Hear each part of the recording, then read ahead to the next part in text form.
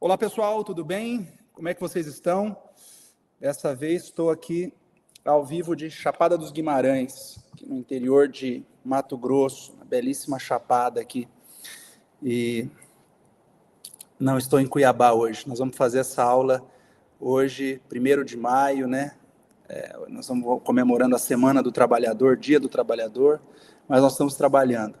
Então nós vamos fazer o nosso último bate-papo para o Enan, tá? E vamos começar, sem perder tempo. Já cumprimento a todos aqui que estão entrando e um prazer enorme aqui estar com vocês de novo nesse 3º dia. Estamos nos dias intensivos aí, né? E agora nós vamos nesse 3º dia nosso aqui para essa nossa revisão. E eu vou continuar falando, né? Na verdade, nós falamos do Sistema Global de Proteção dos Direitos Humanos, da formação, falamos da Declaração Universal, dos Pactos da ONU de 1966, e entramos no Sistema Interamericano de Direitos Humanos, né? E agora aqui nós vamos precisar um pouquinho mais o funcionamento do Sistema Interamericano de Direitos Humanos, fazer algumas lembranças sobre o funcionamento do Sistema Interamericano de Direitos Humanos, portanto. Então, vamos começar, né? Vamos começar aí o nosso... Acho que o pessoal já está entrando e agora a gente já começa nós estamos aqui numa sala fechada, né, com os alunos, e também está tendo a transmissão do YouTube, e isso é muito, muito legal. Então, nós estamos com a sala cheia aqui. Que bacana. Pessoal, bom, nós estamos dando aquelas dicas, né? Eu peço para que você visite novamente o meu site, professorvaleriomazzuoli.com.br, vá lá, porque você não pode perder aquelas 14 aulas que estão lá dentro, 14 módulos para o Enan, dá tempo de fazer, dá tempo de gabaritar a prova, professorvaleriomazzuoli.com.br, e hoje eu vou partir do Sistema Interamericano para a gente conseguir falar dos temas aí que eu acho que são mais importantes e como disse o Alexandre, nos últimos 2 bate-papos que a gente teve nos 2 Enans passados, nós acertamos várias questões. Eu acho que talvez a gente pode acertar também várias outras hoje com aquilo que a gente for estudar, tá bom? Então, nós vamos começar falando exatamente do Sistema Interamericano de Direitos Humanos. O Sistema Regional Interamericano, que é o sistema do nosso entorno geográfico, né? Ele tem por base o Tratado Guarda-Chuva, o Tratado Base do Sistema, né, americanos, mas sim a Convenção Americana sobre Direitos Humanos, conhecido, né, Pacto de San José da Costa Rica. Somente os Estados-membros da OEA, somente os Estados-membros da Organização dos Estados Americanos podem ser parte da Convenção Americana. O Brasil ratificou a Convenção Americana em 1992 e promulgou internamente também em 6 de novembro do mesmo ano. A Convenção Americana coloca uma proteção complementar ou coadjuvante da que é exercida pelos direitos nacionais, e, portanto, ela tem esse papel secundário, porque o papel principal é do Poder Judiciário interno. Nós só vamos bater as portas do direito internacional se internamente não logramos êxito na proteção desses direitos humanos e dessas liberdades fundamentais.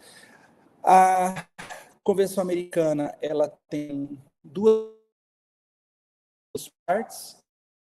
Uma parte sobre os direitos elencados pela Convenção, a parte dos direitos, e esses direitos, e aqui é a primeira coisa que eu acho que pedem, esses direitos são direitos civis e políticos.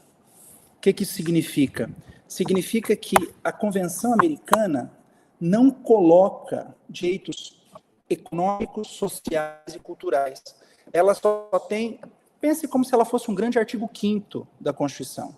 São direitos civis e políticos. É direito à vida, é liberdade, é propriedade, é direito ao nome, é o direito à nacionalidade, é o direito de casar e ter os seus filhos, é o direito de você manifestar o seu pensamento, é o direito de não ser preso por dívida, né?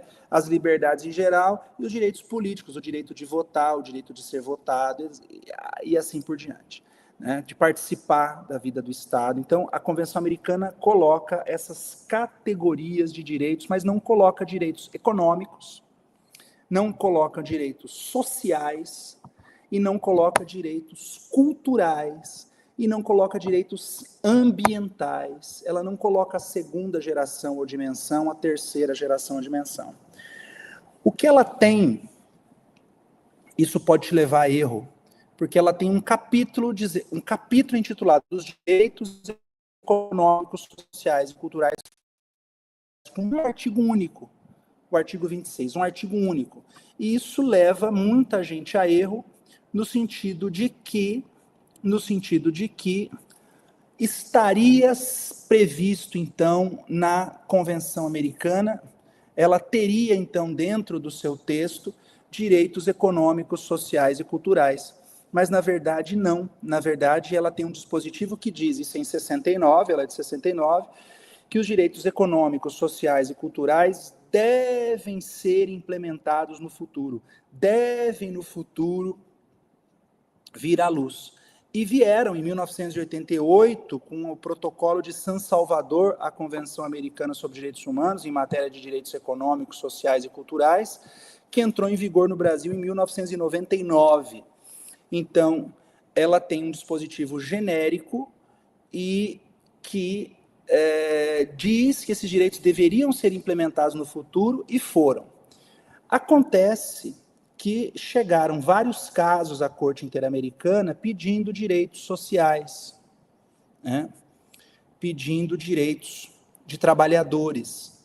E alguns votos diziam assim, nós não podemos, porque o protocolo que nós ratificamos, que é o protocolo de São Salvador, ele coloca a justiciabilidade desses direitos econômicos, sociais e culturais apenas para duas categorias, né? Duas categorias, uma questão sindical e uma questão de educação, só duas.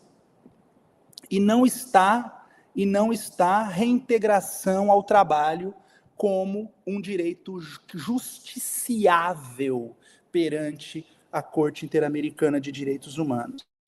Então, não poderíamos, porque isso gera um efeito surpresa nos Estados. Ora, os Estados ratificam um tratado dizendo que só dois direitos podem ser levados à Corte. Você coloca um terceiro direito, você leva um terceiro direito à Corte que não está dentro desse direito, então, o que está acontecendo? Você leva um direito à Corte que não está dentro desse direito, alguma coisa está errada. Então, nós não podemos julgar procedente essa ação. Mas esses foram votos vencidos. Tá? E isso eu estou me referindo ao caso Lagos del Campo. É importante você ter em mente esse caso Lagos del Campo, no qual a Corte Interamericana de Direitos Humanos, então, dá essa justiciabilidade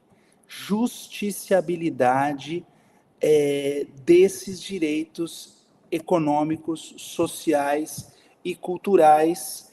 E aí, então, de 2017, esse caso, o tribunal entendeu que a demissão de um trabalhador da empresa, porque ele criticou os dirigentes da empresa, ele foi numa rádio e criticou os dirigentes da empresa, no dia seguinte ele chegou para trabalhar, falou, sua cartinha aqui está demitido, passa ali no RH e tchau. E entendeu que essa demissão do trabalhador em razão de críticas por ele, né, dirigidas à empresa em que ele laborava, constituía uma violação do direito a, veja, estabilidade no emprego.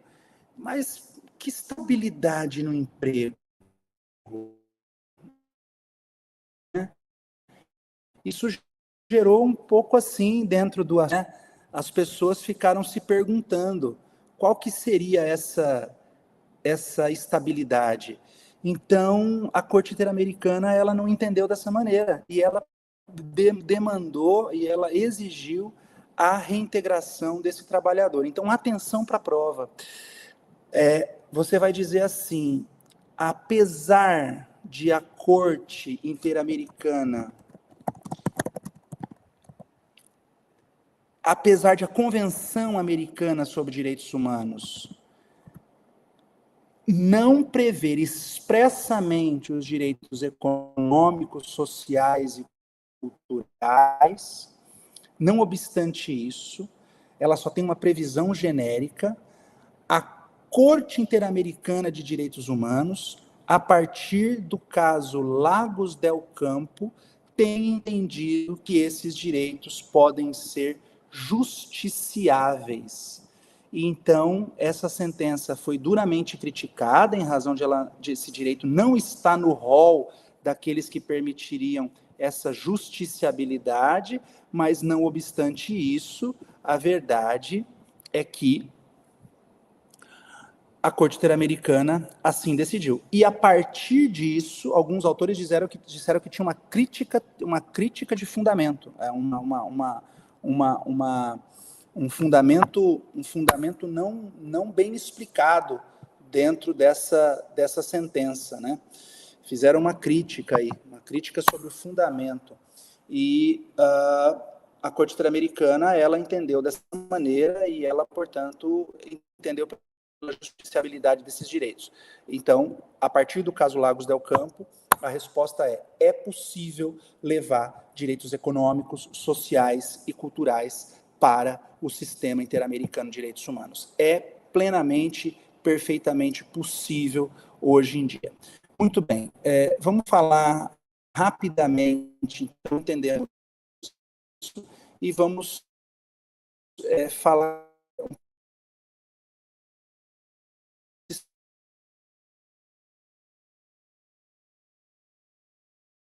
uma coisa que nós precisamos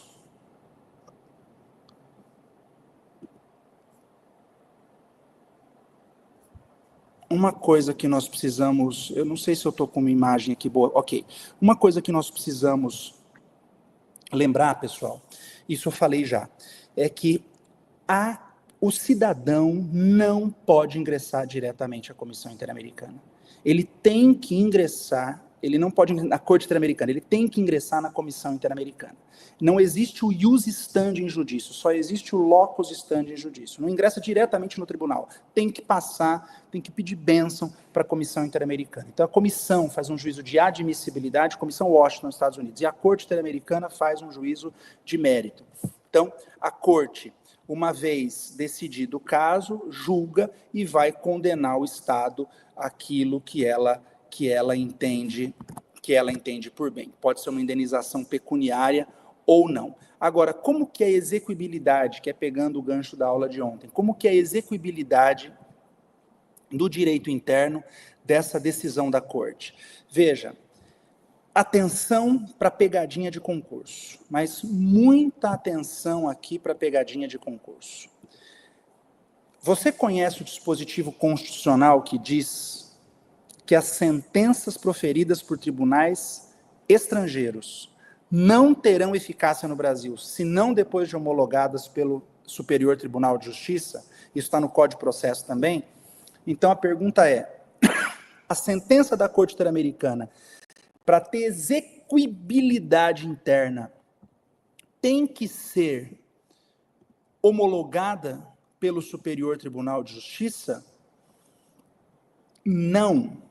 Por quê? O Código de Processo Civil diz que devem ser homologados pelo STJ as sentenças estrangeiras. Sentença estrangeira é aquela proferida por um Estado, por um país estrangeiro. Uma sentença de divórcio na França tem que ser homologada no Brasil para surtir efeitos. Uma sentença de divórcio na Itália tem que surtir efeitos também somente depois de homologado, e assim por diante. Agora, uma sentença de um tribunal internacional não se equipara à expressão sentença estrangeira. Então, não existe essa equiparação. A sentença internacional ela é diferente da sentença estrangeira. A Constituição e o Código de Processo dizem que a sentença que tem que ser homologada é a estrangeira. Isso é direito internacional privado, é homologação de decisão estrangeira. Não se homologa a decisão de um tribunal internacional. Então, fixem essa ideia de que as sentenças proferidas pela Corte têm eficácia imediata na ordem jurídica brasileira, porque dispensam lá a regra da Constituição, que está no artigo 105, inciso 1, letra I, e na Constituição, e no 960, 965 do CPC. Está na LINDB também, artigos 15 a 17, mas está no CPC. Então, dispensa. Então, a sentença proferida pela Corte Interamericana vale como título executivo no Brasil, e é isso que você tem que firmar, que você tem que estar bem claro, e, claro, demanda uma dose de boa vontade do Estado para cumprir isso esponte própria, mas se o governo não cumpre esponte própria, esponte sua, isso vale como título executivo extrajudicial. O título judicial da Corte vale no Brasil como título extrajudicial e, portanto, pode ser executada na Justiça Federal, do domicílio da pessoa, da circunscrição judiciária do domicílio da pessoa, na regra de competência, e o juiz julgaria como se fosse uma ação dele da mesma natureza contra o Estado, e aí, enfim, condena o Estado a pagar a indenização para aquela vítima. Isso é muito interessante, vocês têm que fixar essa ideia para responder na prova, era o que realmente faltava falar. Passando um ponto avante agora, mudando de assunto, existe um ponto no edital do ENAM, que é um ponto que o pessoal disse que tiraram do meu livro, né? Eu fico feliz, né, de saber isso, que realmente a gente que trata desse assunto lá no curso de Direitos Humanos e no curso de Direito Internacional e tal, que é relações do direito internacional dos direitos humanos com o direito interno. Só tem no edital do ENAM isso aí, né? Que tem muito por base a nossa doutrina mesmo. Porque o assunto conhecido é relações do direito internacional com o direito interno. Isso é clássico, monismo e dualismo, Kelsen, Trippel, etc. Aqui não, relações do direito internacional dos direitos humanos com o direito interno brasileiro. O que é isso? Vou explicar para vocês, porque isso tem grande chance, realmente, de ser cobrado na prova. O que significa isso?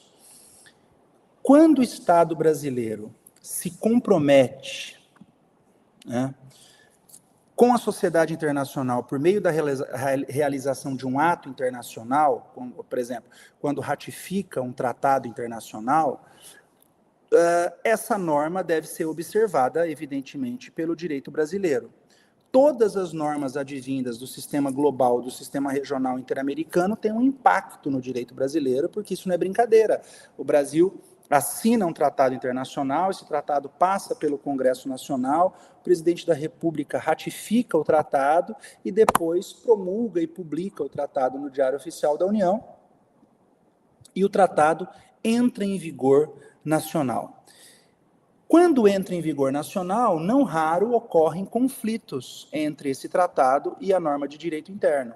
E para resolver esses conflitos, nasceram aquelas duas teorias clássicas, né? A teoria monista e a teoria dualista. A teoria dualista vai entender que o direito internacional e o direito interno são dois círculos separados, né? Eles podem ser contíguos, mas não concêntricos, dois círculos separados, e se o direito internacional quisesse incorporar no plano do direito interno, ele teria que ser transformado em direito interno. Deveria existir a transformação do direito internacional no direito interno. E essa transformação se daria por uma lei, dualismo radical, ou por um decreto, um regulamento, dualismo moderado.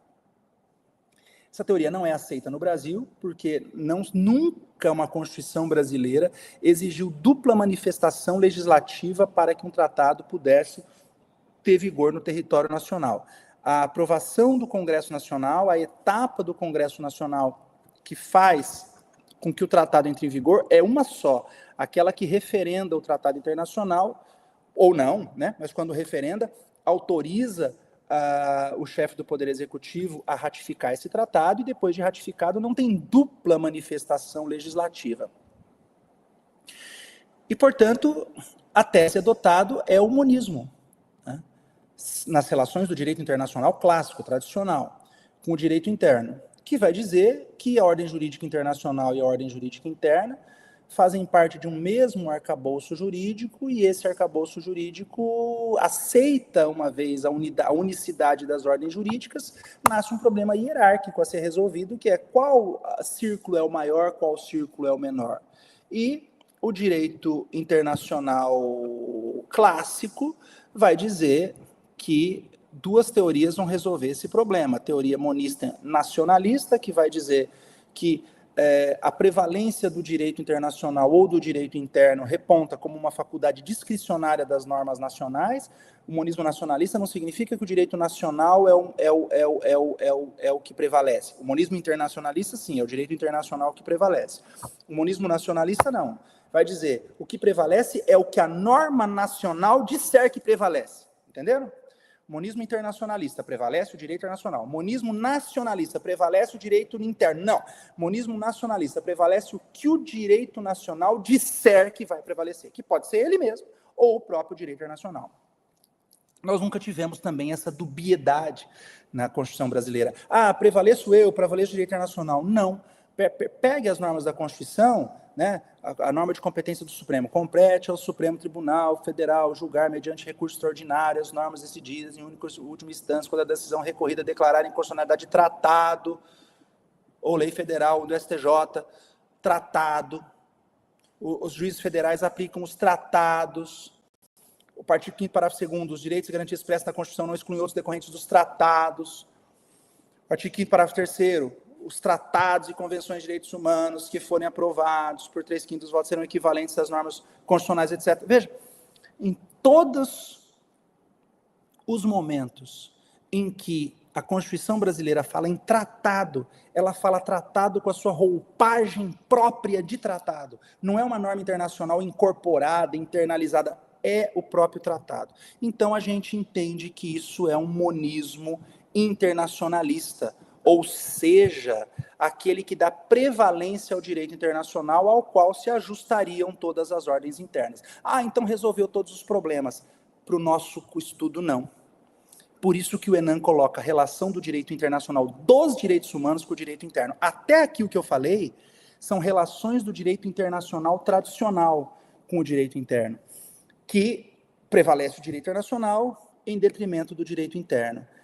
Porém, agora que vem a explicação, essa prevalência do direito internacional sobre o direito interno, ela pode ser extremamente injusta, porque o direito interno pode ser mais benéfico que o direito nacional, pode ser melhor que o direito nacional. Então não faz sentido aplicar o monismo internacionalista clássico da Convenção Westphaliana, da Convenção de Viena sobre o Direito dos Tratados, né? Artigo 27, um Estado parte não pode invocar a disposição do seu direito interno como pretexto para descumprir uma norma internacional. Quer dizer, eu não posso invocar, prevalece sempre o direito internacional, porque eu não posso invocar uma norma do direito interno dizendo é distinto. Mas e se for distinto para melhor? A minha norma interna protege mais o trabalhador, a CLT protege mais o trabalhador, dá mais garantias aos trabalhadores que laboram em navios de cruzeiros marítimos, em alto mar, em águas internacionais, o caso decidido pelo TST, do que Código de Bustamante, do que Convenção sobre o Trabalho Marítimo, que dá menores garantias. Então, infelizmente, vai ter que aplicar o tratado, porque o tratado é melhor. Aqui no Direito Nacional de Direitos Humanos, a gente não usa a prevalência fria do direito internacional sobre o direito interno. Então não é um monismo nacionalista frio, mas um monismo nacionalista que eu nominei de dialógico, que é dialógico, diálogo. Por que não é monólogo? É diálogo. Monólogo, monólogos, uma lógica, logos. Diálogos, duas lógicas. Diálogo. Então tem que ter um interlocutor, senão é monólogo. Então, existe um diálogo. Eric Jaime, na Alemanha, disse isso, diálogo das fontes, no curso da Haia, dele de 1995, né, sobre o direito internacional privado pós-moderno. As fontes têm que dialogar, dialógico, diálogos. Então, o direito internacional, dialogando com o direito interno, vai ver qual é melhor. E aí, isso no direito do trabalho, por exemplo, é a primazia da norma mais favorável ao trabalhador. No direito nacional de direitos humanos tradicional, o princípio pro homine, né? Se quiser tirar o homine de homem, por questão de gênero, coloca pessoa, pro persona, princípio pro persona, né? O princípio da norma mais favorável à pessoa. Cansar Trindade se chamava de norma mais favorável às vítimas, né, de violação de direitos humanos. O princípio pro homine ou pro persona. Então, aqui, anotem que, então, além do monismo clássico, que se divide em monismo internacionalista e monismo nacionalista, me parece que o Enan colocou isso no edital porque entende assim também, nesse ponto específico, é essa a resposta que você tem que dar numa prova escrita ou oral, na prova da magistratura mesmo, no Enan você vai anotar a questão correta, que as relações do direito internacional dos direitos humanos com o direito interno, no fundo, a resposta é que elas são regidas não pela prevalência de uma norma em relação a outra, dada a sua hierarquia, potencial hierarquia, porque pertence ao círculo maior e o outro pertence ao círculo menor. Não. Porque aqui existe um diálogo dessas fontes, cujo resultado dessa conversa tem que ser algo mais benéfico ao sujeito de direitos protegido. Portanto, o resultado do diálogo é o princípio pro persona. Não tem outra explicação, é o que nominamos, então, de monismo internacionalista, porque é internacionalista, a ordem é una e a ordem vem de cima. O direito internacional está dizendo, eu dou a você, ao direito interno, o direito de você prevalecer a mim, mas eu estou dando. É o pai que dá ordem para o filho, falando assim, você pode sair de casa, mas volta a tal hora. O filho saí de casa, estou passeando, porque o pai deixou. Percebe? Tem uma hierarquia valorativa aí. Ele não tem tal autonomia assim, ele teve uma autorização de cima e teve uma concessão de cima, então é monista ainda, é internacionalista ainda, mas não é frio, não é matemático, não é calculista como o monismo internacionalista clássico, é dialógico. Falei isso pela primeira vez no curso de relação ao público há muitos anos e hoje está aceito isso.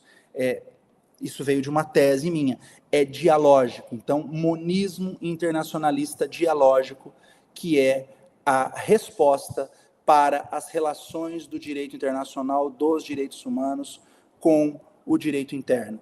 E, então, essa autorização que eu acabo de dizer, presentes nas normas internacionais de direitos humanos, para que se aplique uma norma mais favorável, ela vai estar dentro desse diálogo das fontes que pertencem a expressões que as normas colocam, que também chamei de vasos comunicantes, ou cláusulas de diálogo, ou cláusulas dialógicas, ou cláusulas de retroalimentação, que são responsáveis por integrar a ordem jurídica interna e a ordem jurídica internacional. Olha, eu vou te dar uma cláusula de diálogo do artigo 4º, inciso 2 da Constituição.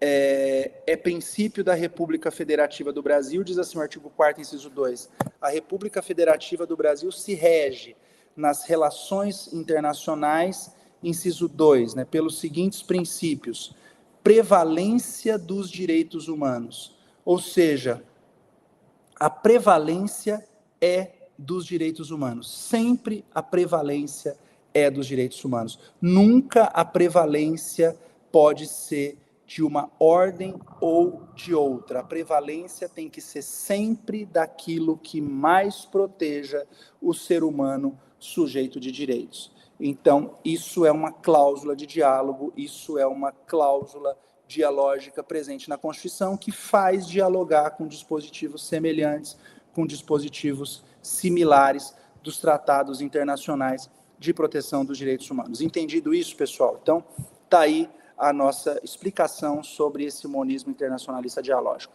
Depois vem aquele outro ponto conhecido da incorporação dos tratados internacionais de direitos humanos no Brasil, né? Ponto bem conhecido, e aqui fala-se daquelas doutrinas que são sabidas e consabidas do Supremo Tribunal Federal, né? Qual é? A doutrina da norma do nível de lei ordinária, a doutrina que defende o nível constitucional e a do ministro Gilmar Mendes, que aloca os tratados de direitos humanos em nível supralegal. Então, aqui é um capítulo longo do livro, né? Um capítulo muito longo, vocês vão ver lá no curso de Direitos Humanos, e também no nosso curso lá, que você encontra lá no professorvaleriomazzuoli.com.br. Capítulo longo, né? Longuíssimo. Mas aqui vamos resumir, que são 3 teorias. Né? 3 teorias. Antes da reforma do Judiciário, da emenda número 45 de 2004, nível de lei ordinária. Depois da emenda 45 e depois de um julgamento do Supremo, que veio com o recurso extraordinário, olha o número 466343 de São Paulo, esses tratados internacionais, dos 11 ministros, 9 estavam presentes neste julgamento. O ministro Ellen Grace e um outro não estavam, salvo engano. Então, houve 9 ministros só. Então, 5-4. 5 seguiram o ministro Gilmar Mendes e 4 com o ministro Celso de Mello. Então, o ministro Celso de Mello adotou a nossa tese do nível constitucional dos tratados de direitos humanos. Mas o ministro Gilmar Mendes também citou o nosso trabalho, mas para ficar com um nível um pouquinho mais abaixo. Como que foi o raciocínio do ministro Gilmar? O raciocínio dele foi o seguinte: ora, o ministro Celso de Mello falou, o Tratado de Direitos Humanos zela por direitos humanos, então não tem que ter o mesmo nível das normas dos direitos fundamentais que das normas constitucionais. Ele tem o mesmo nível axiológico, tem o mesmo peso valorativo, o mesmo peso axiológico, não pode ser diferente. 4 ministros acompanharam, mas 5-1, né? Foi 5-4 de 9 ministros. O ministro Gilmar Mendes disse assim: ora, se a Constituição se dignou a colocar um parágrafo 3º no artigo 5º, dizendo que, se aprovados por 3/5 dos votos dos membros de cada casa do Congresso em 2 turnos, esses tratados serão equivalentes às normas constitucionais, ora, então o tratado também não pode estar no nível de lei ordinária, porque você não pula da lei ordinária para a Constituição. Se ele for aprovado pelo quórum qualificado, está na Constituição, mas se ele não for aprovado,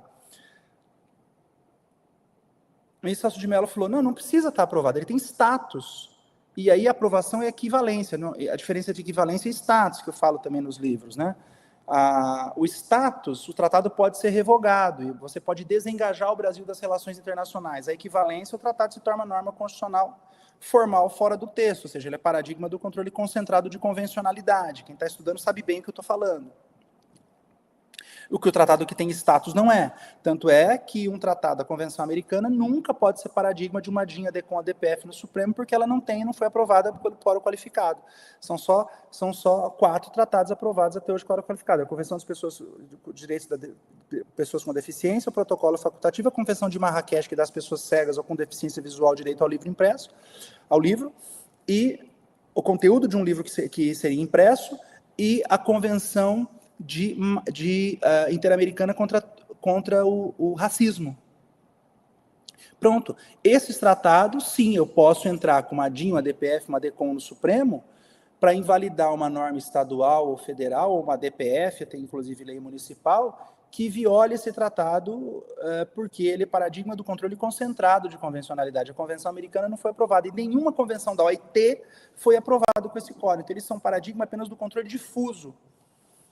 Ou seja, então, eles vão ter essa equivalência de emenda só pelo parágrafo 3º, mas eles teriam um status materialmente constitucional pelo próprio parágrafo 2º. O ministro Gilmar Mendes não entendeu assim, faltou um voto para essa tese vencer. E ele entendeu, olha, eu não entendo que está tão lá em cima, mas está um pouquinho abaixo só. Foi bom também, foi bom, a gente aplaudiu. saiu do chão, saiu do nível de lei ordinária. E ele vai dizer, esse tratado internacional, então, está no nível supralegal. Então, hoje, ainda, então 2008, nossa, como o tempo passa, né? Já tem 17 anos. Parece que foi ontem. Meu Deus, a conta tá certa? Tá, 2008. Recurso extraordinário 466-343 São Paulo. Então, já tem quase 20 anos isso que o Supremo entende ainda. Mas tudo bem, já resolveu 99% dos problemas. Todas as convenções da OIT sendo supralegais já resolve o problema com a CLT. Só um conflito ali entre a própria norma constitucional, que é raríssimo de existir, pronto, resolveu. Então, hoje, os tratados têm nível supralegal. Então, é isso que a gente tem que fixar sobre a incorporação dos tratados no Brasil e deixar aí essa expectativa, né, de que isso possa avançar um pouquinho mais, mas, como eu disse para vocês, já resolveu quase que 99% dos casos. E agora, restaria falar um pouquinho do controle de convencionalidade, né, pessoal? Falar um pouquinho de um tema que eu tratei agora na 6ª edição do nosso livro Controle Jurisdicional da Convencionalidade das Leis. Saiu a edição agora 2025, você encontra lá no grupogem.com.br. Controle Jurisdicional da Convencionalidade das Leis. Se alguém dos colegas conseguir aí que está nos assistindo, o Júnior, Zaélio, Itamar, Cleciene, Gisele, tem vários colegas aqui, se conseguir pegar o link e colocar no chat, eu ia agradecer. Lá no grupogem.com.br. Controle Jurisdicional da Convencionalidade das Leis. A 6ª edição, que eu atualizei o livro inteiro para essa edição 2025, com todos os casos julgados até esse ano de atualização. Então, está absolutamente na corda da viola a atualização da obra. E aqui eu fiz a atualização da jurisprudência que eu queria passar para vocês agora aqui, que é exatamente essa.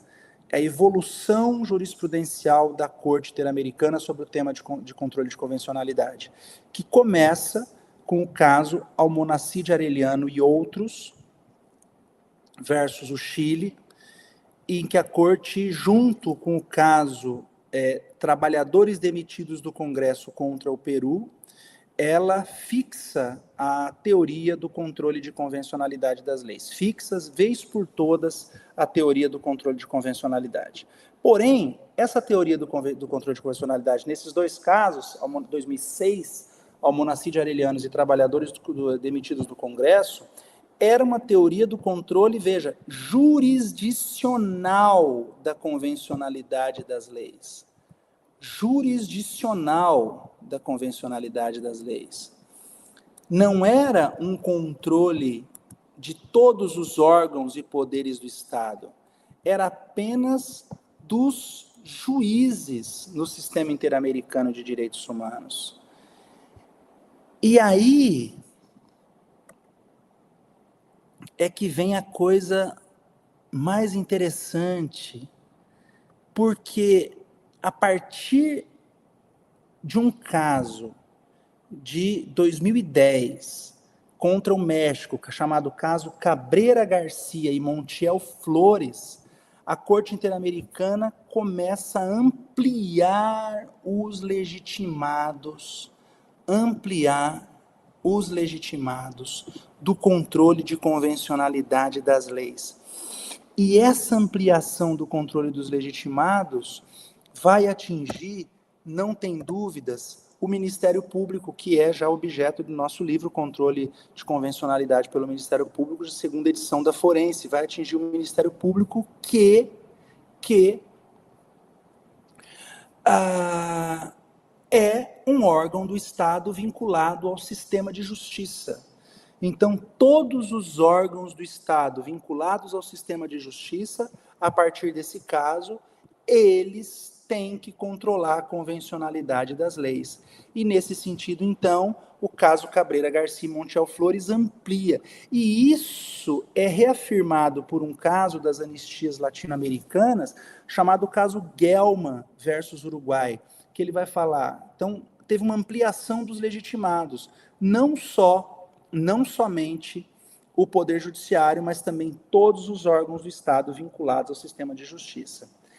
E, no caso contra o Brasil, Trabalhadores da Fazenda Brasil Verde, de 2018, amplia-se ainda mais esses legitimados, porque a Corte Interamericana vai dizer, lá nesse caso contra o Brasil, que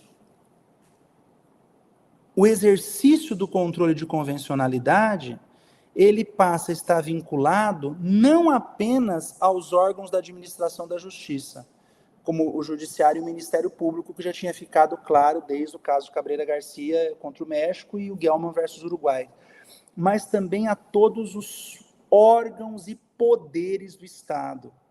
E quando fala poderes do Estado, além de todos os órgãos do Estado, o órgão do Poder Judiciário, o Ministério Público, também os poderes. O Judiciário já está aí dentro, como poder, mas fica o Legislativo e o Poder Executivo. Então, o Legislativo e o Executivo são agora gestores do controle de convencionalidade das leis. Deve controlar a convencionalidade das leis. Ou seja, quando uma lei está sendo elaborada perante a Casa Legislativa, tanto na Comissão de Constituição e Justiça quanto em plenário, deve ser debatido se essa norma passa incólume ao exame da convencionalidade dos tratados internacionais de direitos humanos. E um exemplo bonito foi na Lei da Assistência Social, no LOAS, né, da Lei Orgânica da Assistência Social, que previa o conceito de pessoa com deficiência para fins do pagamento do benefício. E dizia lá, era um conceito absurdo, né, lá no artigo 22, parágrafo 1º, ou 21, parágrafo 2º, um desses dois, dizia lá que pessoa com deficiência é aquela totalmente incapacitada para a vida ou para o trabalho. A pessoa está totalmente incapacitada para a vida, a pessoa está morta. Quer dizer, nunca uma pessoa se enquadrava como deficiente, diferente do conceito da Convenção sobre os Direitos da Pessoa com Deficiência, da Organização das Nações Unidas, que é um tratado internacional que, veja bem, o Brasil aprovou por 3/5 dos votos dos membros de cada casa do Congresso em 2 turnos. Então, a Convenção dos Direitos das Pessoas com Deficiência tem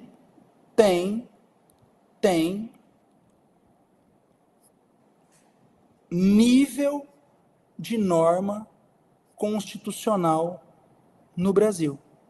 Nível de norma constitucional no Brasil. Esse tratado prevê um conceito de pessoa com deficiência muito mais amplo, muito mais aberto e muito mais correto, que vai dizer lá no artigo 1º, segunda parte, que pessoas com deficiência são aquelas que têm impedimentos de longo prazo de natureza física, mental, intelectual ou sensorial, os quais, em interação com diversas barreiras, podem obstruir sua participação plena e efetiva na sociedade em igualdade de condições com as demais pessoas. Esse é o conceito verdadeiro de pessoa com deficiência, e não aquele que estava na norma. Então, o Procurador-Geral da República propôs uma DPF no Supremo, que foi arquivada, e para dar interpretação conforme a LOAS desse tratado internacional, um deputado viu, um senador viu, propôs o projeto de lei, eles olharam e falaram, não é possível, a gente não precisa do Supremo julgar. Eles fizeram o controle de convencionalidade legislativa. Foi uma questão incrível. O Itamar está nos dizendo que quer uma questão dessa na segunda fase de TRF de São Paulo 3, muito bom. Depois compartilhem conosco, tá, Itamar? É isso mesmo, é isso que cai. Então, teve um controle legislativo da convencionalidade das leis. Excelente, né? Então, o Brasil, vamos dizer, já está de acordo com essa jurisprudência mais recente da Corte Interamericana, que foi contra o nosso próprio país, Fazenda Brasil Verde, que estabelece essa obrigação de controle tanto do Poder Judiciário, do Ministério Público, como do Poder Executivo, do Poder Legislativo. Então, Legislativo, Executivo, Judiciário, poderes e órgãos do Estado, também Ministério Público e outros órgãos, CNMP, CNJ, todos os órgãos do Estado.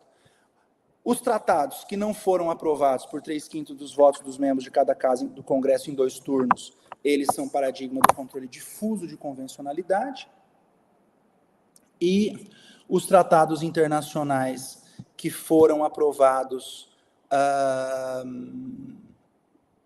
por esse quórum qualificado são paradigmas do controle também concentrado de convencionalidade perante o Supremo Tribunal Federal. Bom, um último tema que eu queria tratar com vocês, terminado esse, é o tema dos povos indígenas e comunidades tradicionais. Pessoal, veja bem uma explicação que eu vou dar aqui. Para o concurso da magistratura, todas as minorias e grupos vulneráveis, pessoas com deficiência, mulheres, crianças, comunidade LGBTQIA+, povos e comunidades tradicionais, direitos das pessoas em situação de rua, refugiados, consumidores, etc. Todas as minorias e grupos vulneráveis. O ENAM só escolheu, de todo esse espectro de minorias, de todos esses que eu acabei de falar, escolheu só um. Povos indígenas. Olha como tem importância. Então, muita atenção nesse tema. Para o ENAM, ainda no edital do ENAM, de todas essas múltiplas minorias e grupos vulneráveis, mulheres, crianças, idosos, pessoas com deficiência, comunidade LGBTQIA+, consumidores, refugiados, pessoas em situação de rua, escolheu só o tema dos povos indígenas e comunidades tradicionais, que você vai ter que fazer uma comparação entre 2 convenções da OIT, que tratam do tema. A Convenção 107 e a Convenção 169. A Convenção 107, aquela convenção refratária, né, que dizia que o povo indígena tinha que se integrar à comunidade, quer dizer, o indígena se integrando no branco, a verdade era essa. E a OIT viu que isso não estava incorreto e editou a convenção sucessora, que é a Convenção sobre Povos Indígenas e Tribais, em vigor internacional desde 5 de setembro de 91 e aprovada no Brasil em 2002 e promulgada em 2004 no nosso país.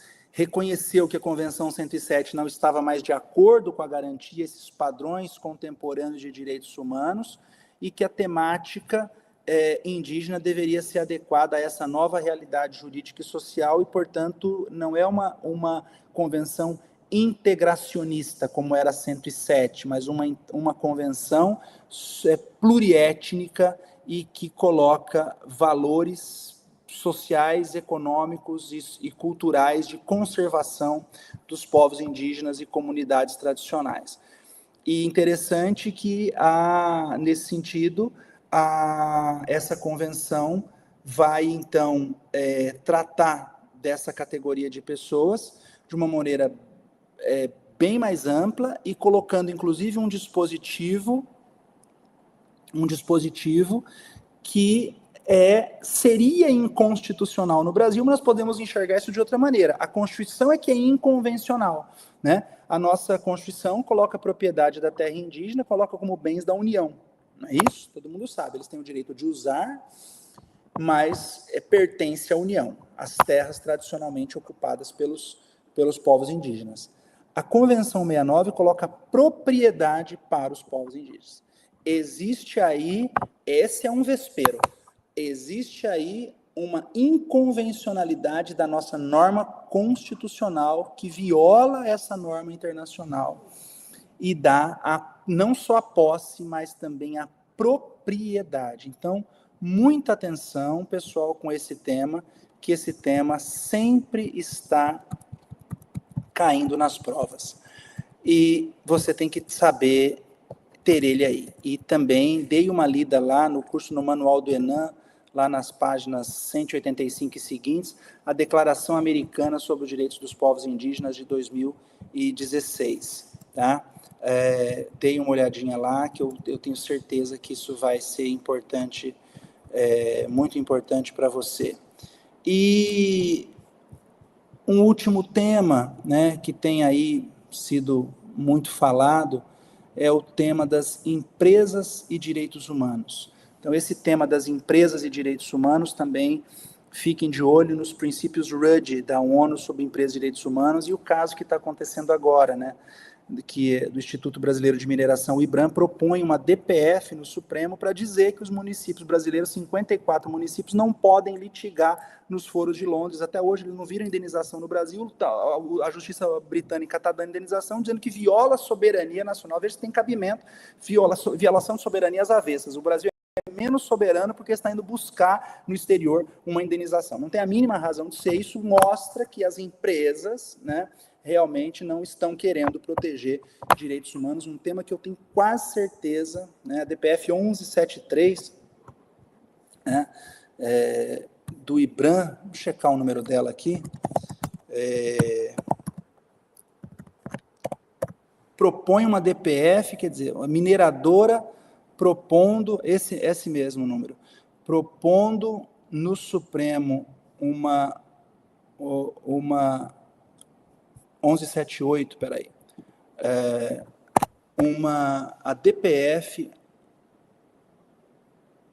1178, uma DPF no Supremo para impedir municípios pobres de Minas Gerais, Espírito Santo e 700 mil pessoas, muita gente, e mais de 100 pessoas que morreram soterradas na lama, né? Imagina. Muito importante para quem, né, tem o desejo de ser magistrado ou magistrada, eu acho que tem que estar isso na ponta da língua. E, pessoal, entrem agora aí na minha página, professorvaleriomazzuoli.com.br, eu tenho certeza que você vai adorar o nosso curso que está lá. Você assiste ele em um dia, os 14 módulos, né? São módulos de 30, 40 minutos, 25 minutos. Você assiste ele em um dia, de manhã à tarde, você assiste os 14, e eu tenho certeza que você, com o caderno na mão, manual, você vai passar nessa prova, se Deus quiser, e depois a gente vai comemorar junto. Pessoal, desejo um beijo grande para vocês, no fundo do meu coração, desejo tudo de bom. Me procure lá nas redes sociais, @ValérioMazzuoli no Instagram, que eu estou à disposição e sempre pronto para ajudar.